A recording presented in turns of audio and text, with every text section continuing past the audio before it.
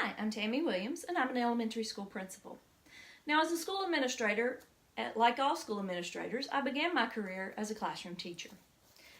As a classroom teacher, I wear a lot of hats. This is my most important. I am an educator. I've known all my life that I wanted to be an educator. It's what I went to school for, it's what I trained for, and it's what I was hired for. I made sure that every day I planned meticulously so that my students were enriched, no matter what we were doing. I was an educator. But then sometimes, I was a firefighter. Now, I taught in the middle school for 8 years, and I probably put out as many fires as the New York City Fire Department did. Now, these fires may not have had flames, but trust me when I tell you they could burn just the same. If you've ever worked with middle school girls, you know that they can have some of the most devastating fires using their words. I also worked as a school nurse. Now, in the middle school, I did this somewhat. There was always an occasional premenstrual girl or that boy with the tummy ache who really needed his mommy, but he was way too cool to let you know that. But then I went to the elementary school, and at the elementary school, my nursing skills rose to a whole new level. It was everything from vomit to boogers to that scrape on the playground that needed amputation. I found that in my elementary school classroom, there was very little I couldn't cure with a wet paper towel and a Snoopy Band-Aid. And sometimes, I was a construction worker. No matter what grade level I worked at, I always felt like I was fixing something. Maybe it was a cabinet that needed to be leveled out, or someone's desk was crooked and I had to fix that.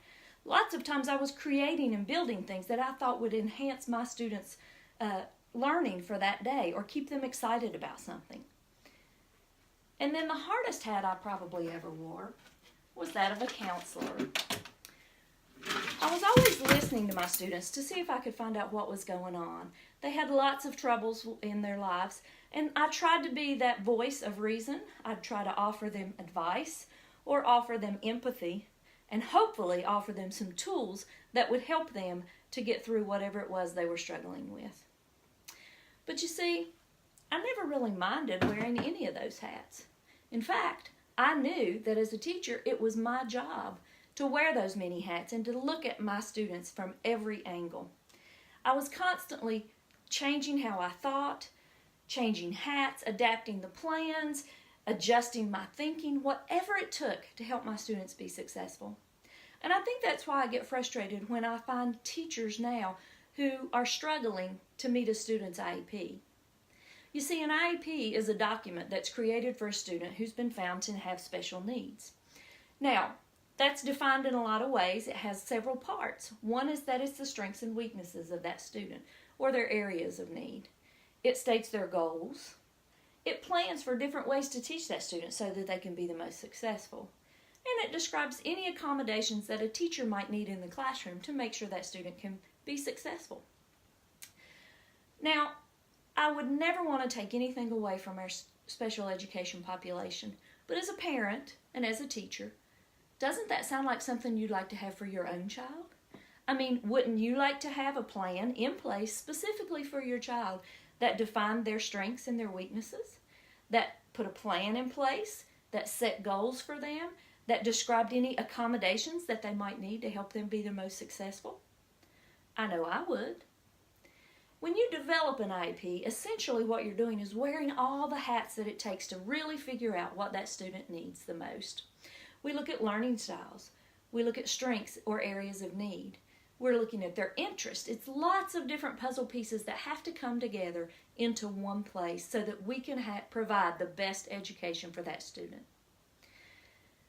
Let's look at each of those letters individually. The I stands for individualized.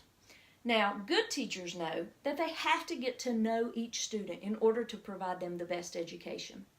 They have to know who reads to them at night, if no one reads to them. They know what sports they like or hobbies they participate in. They find books about the things that are of interest to that student, and they'll even create and write math problems that include their favorite sports teams in it. They put on that relationship hat, and they figure out exactly what that student needs. The next letter is P. E. That's the educational part.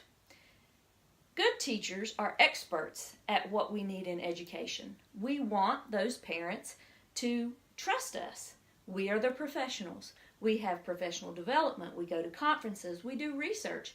We understand the specifics of the education world. If we didn't, we wouldn't be in this place.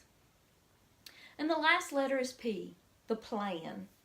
Teachers spend hours planning.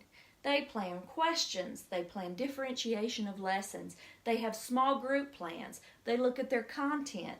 They proactively plan for what types of disruptions they might have and how they're going to handle those in their class. They plan so that there's no time for off-task behaviors or unengaged students. So my question is this: if all good teachers wear these hats, if they're making sure that they can meet every need of their students, do we really need an IEP? Or should every student have an IEP? Something to think about.